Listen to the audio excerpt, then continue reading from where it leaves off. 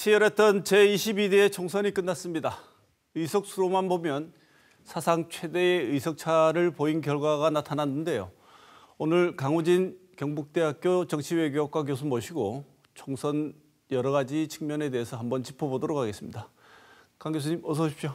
네, 안녕하세요. 경북대 정외학과 강우진입니다. 네, 이번 총선 여러 가지 예측도 있고 실제 선거가 있기 전에 약간 여당이 어려운 구도 속에서 치러지는 것 아니냐는 예측은 많았습니다만 결과적으로 굉장히 큰 표차로 결과가 나타났습니다. 먼저 이번 총선에 강 교수님 생각하시는 관전평 먼저 말씀을 듣고 본격적인 얘기 나눠보겠습니다. 이번 선거는 이제 윤석열 정부 3년 차에 치러지는 중간 평가 성격을 가진 선거였습니다. 기본적으로는. 그렇지만 이번 선거는 기로에 서 있는 한국 민주주의에 대단히 중요한 영향을 미칠 수 있는 대단히 중요한 선거였다고 말씀드릴 수 있을 것 같고요. 선거 결과를 보면 정말 민심의 편결은 대단하고 절묘하다라고 평가할 수 있을 것 같습니다. 지난 이제 2년 넘게 민심의 요구에 응답하지 않고 또는 실정에 책임지지 않았던 윤석열 정부에 대해서는 민심의 편결은 대단히 엄혹했고요. 그래서 야권의 압도적인 의석을 몰아줬습니다. 그럼에도 불구하고 이제 조국 신당이 외쳤던 것처럼 3년은 너무 길다라든지 이런 또 야권 일각에서 요구하는 압도적 200석이 넘는 의석을 원하기도 했었는데 그 의석을 주지 않음으로써 절묘한 균형을 맞추지 않았나 이렇게 생각을 합니다. 그래서 어느 한쪽이 일방통행을 하지 못할 정도로 절묘하게 민심의 편결이 균형을 이뤘다 이렇게 말씀드릴 수 있을 것 같습니다. 네, 말씀하신 내용을 보면은 경고할 것은 경고하고 그렇다고 해서 그 경고가 자칫 불러일으킬 수 있는 과도한 측면은 경계했다 이렇게 말씀 주셨는데 이번 선거전에서 주로 나왔던 얘기가 둘 다 모두 심판이었습니다. 정부의 실정에 대한 심판 또 2조 심판이라고 하는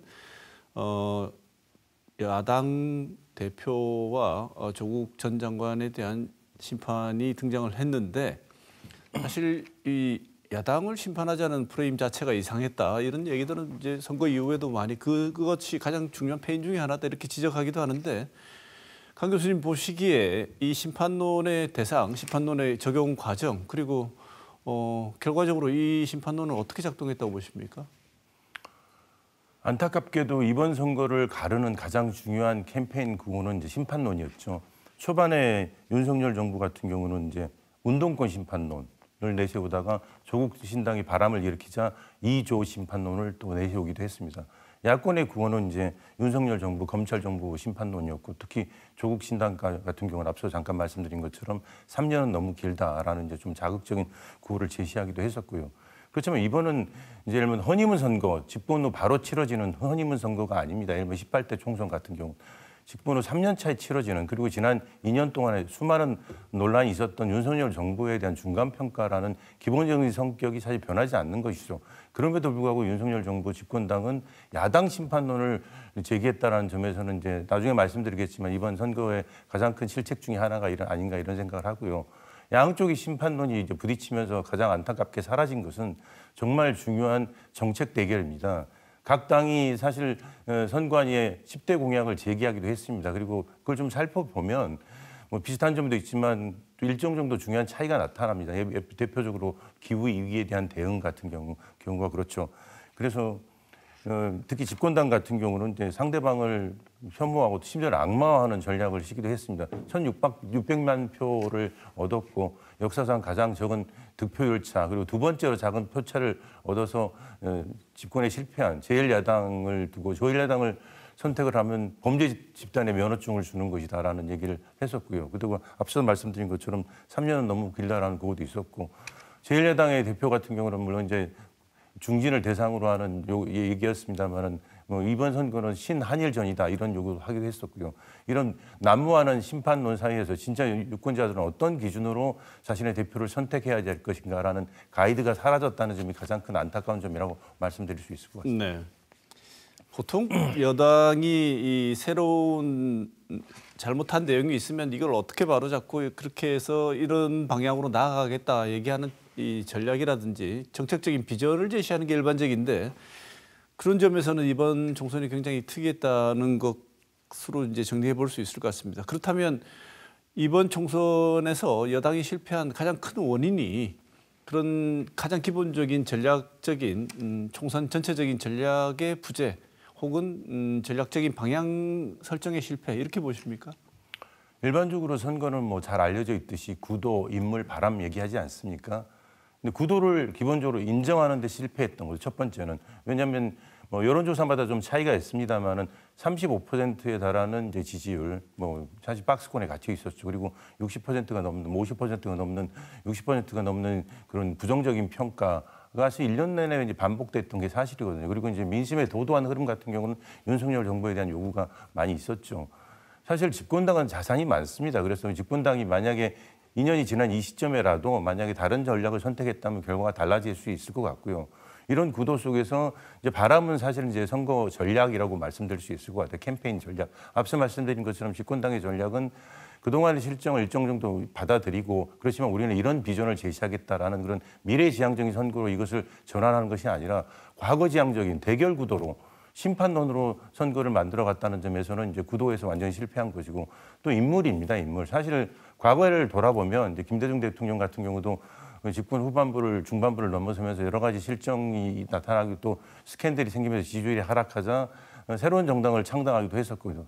또 김영삼 대통령 같은 경우도 새로운 인물을 적극적으로 영입해서 새로운 바람을 불러일으키기도 했었거든요. 그래서 이런 심판론을 일정 정도 저지하고 또 득표를 얻기도 했었는데 이번에 인물 이제의 경우를 보면 집권당 공천 같은 경우는 안타깝게도 이런 새로운 비전을 제시하는데 대단히 실패했고요. 그래서 사실은 윤심 공천 그리고 또 한심 공천 이렇게 평가를 하지 않습니까? 그래서 구도, 인물, 바람 세 가지 모두 집권당이 실패한 게 아닌가 이렇게 평가할 수 있을 것 같습니다. 그 결과가 선거 결과로 드러났다라고 말씀드릴 수 있을 것 같습니다. 네. 어느 하나를 콕 집어서 얘기할 수 없을 만큼 총체적으로 전략적인 실패가 종합적으로 나타났다 이렇게 보시는 것 같은데 결과적으로는 어쨌든 뭐 총선 진행하는 과정에서는 어떤 분들은 전문가들은 경고를 하고 하지만 그 안에서 움직이는 사람들은 자기들의 전략적 방향이 맞다고 생각하고 움직였고 결과적으로 틀렸기 때문에 원인을 그것으로 지금 지목하고 있는 것인데 이전에도 이 방향으로 가서는 안 된다고 여러 명이 또 지적을 했던 것 같아요. 내부에서도 그렇고. 근데 어쨌든 본인들이 그 전략팀에서 여당에서 선택한 그 방향대로 나갔고 그 결과로 나타난 것인데 이 결과가 단순히 이 국회의 의석수에만 영향을 주는 것이 아니고 더 중요한 것은 현재 윤석열 정부의 남은 3년을 어떤 방향으로 전국의 방향, 정책의 방향, 그다음에 대통령이 운신할 수 있는 폭의 제한부터까지 모든 부분에 영향을 미칠 수 있다는 건 분명해 보이는데 유권자들 역시 그걸 잘 알고 투표하지 않았겠습니까? 네. 그런데 지금 나타난 결과만 보자면 유권자들의 표심은 윤석열 정부에 대한 어떤 민심 위반 현상이 분명해 보이는데 이유가 뭐라고 보십니까? 보통 선거에는 여러 가지 이슈가 작용을 하기도 합니다. 뭐 예를 들면 안보가 중요하게 되면 안보 이슈가 중요하기도 하고 또 다른 또 외부의 또는 정치적인 2002년 대선 같은 경우는 이제 정치 개혁이 화두가 되기도 했었죠. 그렇지만 기본적으로 먹고 사는 문제, 경제가 가장 중요한 문제입니다. 윤석열 정부 2년 동안 우리가 너무나 잘 알다시피 모든 지표가 잘 설명하듯이 민생이 너무 안 좋고요. 경제가 사실은 뭐 폭망했다고 얘기할 수 있을 정도로 지금 어려운 상황입니다. 그런데 문제는 이제 윤석열 정부 집권당이 이런 도도한 민심의 흐름을 읽는 데 실패했고 여기에 반응하지 않았다는 거죠. 다시 이제 원론으로 좀 돌아갈 필요가 있습니다. 민주주의 체제는 민심에 반응하고 또 민심에 대응하는 정책적으로 대응하는 체제입니다.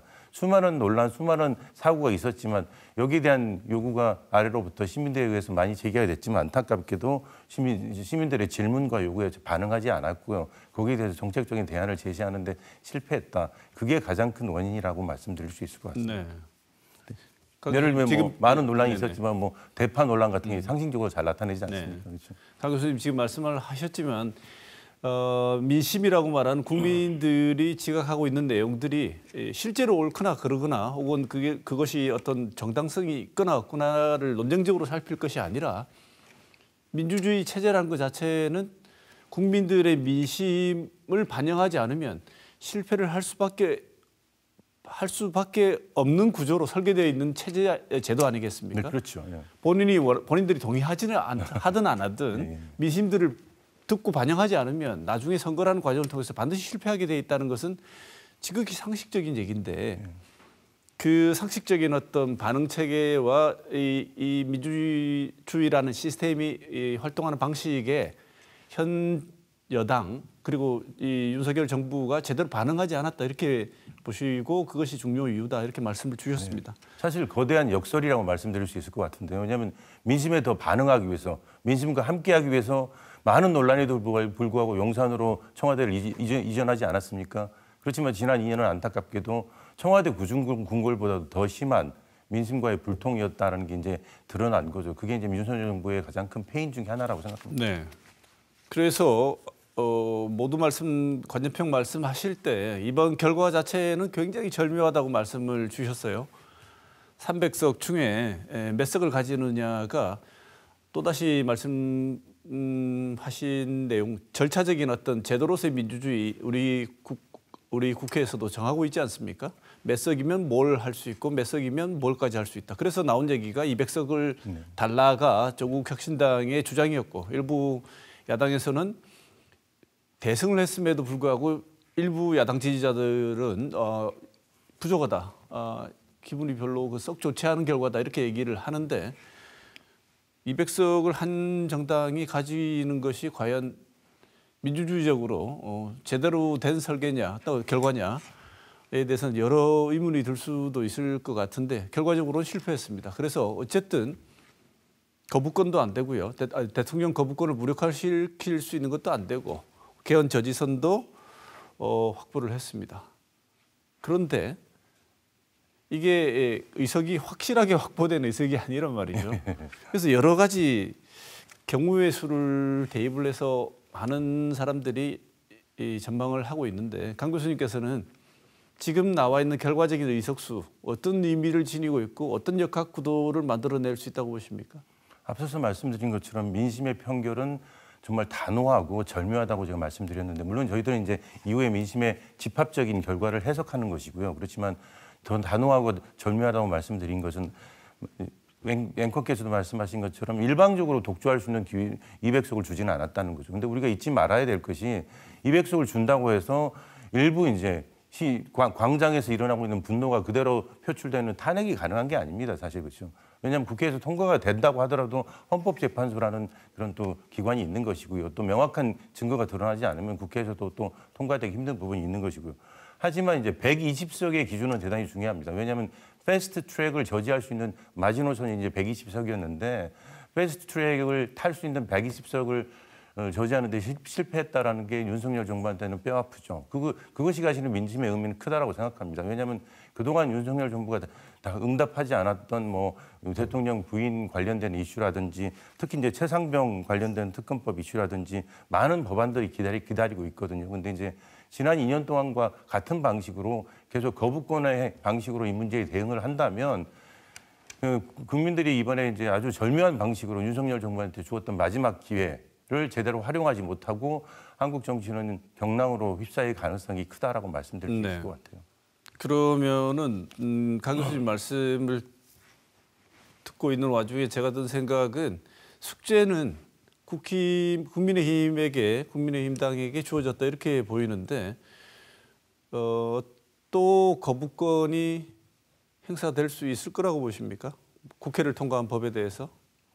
지금 우리가 뭐 많은 자료에서 이미 나와 있던 것처럼 역대 대통령하고 비교할 수 없을 정도로 많은 거부권을 행사하지 않았습니까? 그럼 또 행사된다면 제2 요구가 왔을 때 부결이 되거나 혹은 국힘 내부에서 흔히 말하는 반란표죠. 그런 표가 나와서 이전과는 21대와는 다른 방식으로 통과될 가능성 혹은 내부에서 이미 거부권이 행사되는 상황이 발생할 것 같으면 만약에 거부권이 행사된다면 돌아오면 우리는 찬성표를 던지겠다는 이런 반발 이런 게 가능하다고 보십니까? 충분히 가능성이 있다고 생각합니다. 지금 예를 들면 8석의 문제 아니겠습니까?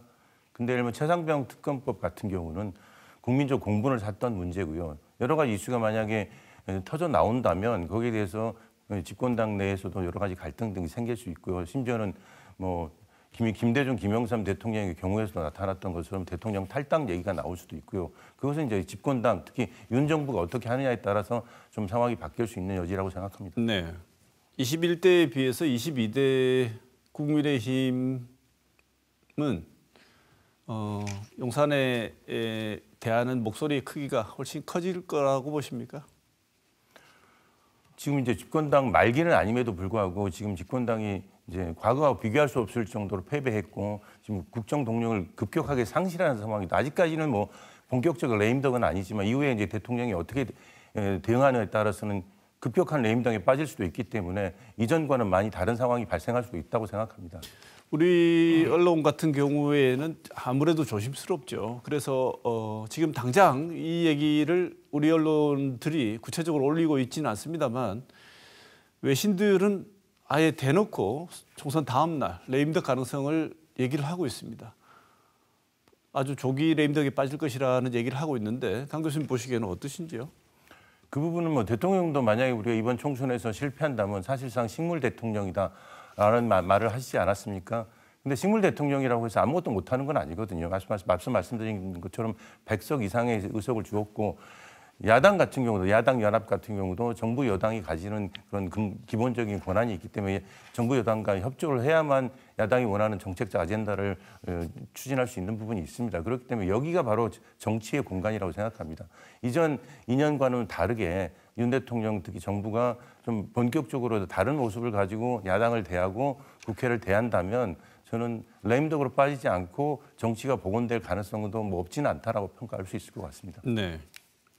생각보다 대통령의 본인의 목소리가 선거 이후에 정치를 생각하는 대통령의 목소리가 나오는데 오래 걸렸는데요. 강 교수님 보시기에 윤 대통령이 이전과는 다른 방식으로 국정 스타일을 전환할 가능성이 얼마나 된다고 보십니까? 그동안의 모습으로 봐서는 그렇게 높지는 않다고 생각합니다. 그렇지만 사실은 많은 시간이 남아 있습니다. 지금 정권 말기가 아니라 정권 중반을 이제 지난 상황이기 때문에 남은 기간을 제대로 운영하기 위해서는 그건 반드시 필수 요건이라고 생각합니다. 그래서 필수 요건을 보여주는 게 국민들 앞에 민심의 편결에 응답한다는 모습을 보여주는 게 첫 번째 단추가 아닌가 이런 생각을 하고요. 내각 쇄신이라든지 이런 게 첫 번째 상징적인 모습이 되겠죠. 네. 자, 이번에는 우리 지역 얘기 한번 살펴보겠습니다. 대구 경북 참 재미없는 선거였다. 이런 얘기를 많은 분들이 하십니다. 그래서 역대급 이렇게 조용한 선거는 뭐 처음 치러봤다. 전만 해도 길거리에 다니면서 이렇게 확성기 소리라든지 이걸 몇 번 마주친 적이 없습니다. 뭐 조용해서 좋기는 했는데 선거 때 이래도 되나? 너무 조용한 거 아닌가? 그래서 국힘이 대구 경북 지역 25석 싹쓸이를 했는데 이 싹쓸이가 될 거라는 예상이 너무나 쉬워서 일부 뭐 긴장하고 있는 후보들 외 지역권도 있었겠습니다만 너무나 공천이 당선으로 연결되는 이 구조. 이래서 특히 민심은 그 구조를 어쨌든 구조에 대한 문제 제기보다는 그대로 받아내는 형국이었는데 이번 우리 지역의 총선에 대한 평가 어떻게 하실지요? 영남권으로 볼 수도 있고 또 대구 경북과 부산 경남을 이제 따로 볼 수도 있는데 사실 대구 경북 지역만 놓고 본다면 사실 이번 선거만 그렇지는 않습니다만 안타깝게도 대구 경북의 민심은 전체적인 흐름과는 좀 동떨어진 채로 진행된 게 사실입니다. 특히 이번에는 윤석열 정부가 위기에 처한다는 그런 시그널들이 많이 있었기 때문에 윤석열 정부를 탄생시킨 보수의 본령, 보수의 본거지 주민들, 시민들의 입장에서 볼 때는 보수를 구해야 된다, 현 정부를 지지를 해야 된다라는 막판 그런 지지 심리가 작동한 게 아닌가 이런 생각을 하고요. 근데 이제 문제는 뭐냐면 그럼 대구 경북의 경기가 그런 전체적인 국가 경기와 다르게 좋은 것인가? 대구 경북의 압도적인 지지는 윤석열 정부가 정말 잘하고 있다는 표시인가? 그럼 이런 표시라고 한다면 다수의 민심과 대구 경북의 민심은 이렇게 다른 것인가라는 근본적인 질문. 대구 경북은 왜 윤석열 정부에도 이렇게 압도적인 지지를 지속적으로 보내는가라는 질문을 우리가 던져야 된다고 생각합니다. 사실은 윤석열 대통령 같은 경우는 이제 윤석열 한동안 이제 두 분이 다 마찬가지입니다만 보수를 정치적으로 대표했던 박근혜 전 대통령 그리고 이명박 전 대통령을 사실 정치적으로 법적으로 괴멸시킨 장본인이 아니겠습니까? 그런데 한국 정치의 가장 큰 부조리국 중에 하나는 뭐냐면 현 이제 대통령도 마찬가지고 집권당 비대위원장이 자신이 구속시켰던 전직 대통령을 만나서 안부를 묻는 것을 넘어서 정치적 자문을 구하는 모습들. 이런 모습들을 우리가 대구 시민들의 입장에서 볼 때는 어떻게 우리가 받아들여야 될 것인가 이런 좀 고민을 해볼 필요가 있는 선거 결과가 아닌가 생각이 듭니다. 네. 당선된 분들이 이 대구 경북 주민들이 투표한 이유에 대해서 좀 해석을 해서 좀 전해줘야 되지 않을까 하는 생각도 합니다. 네.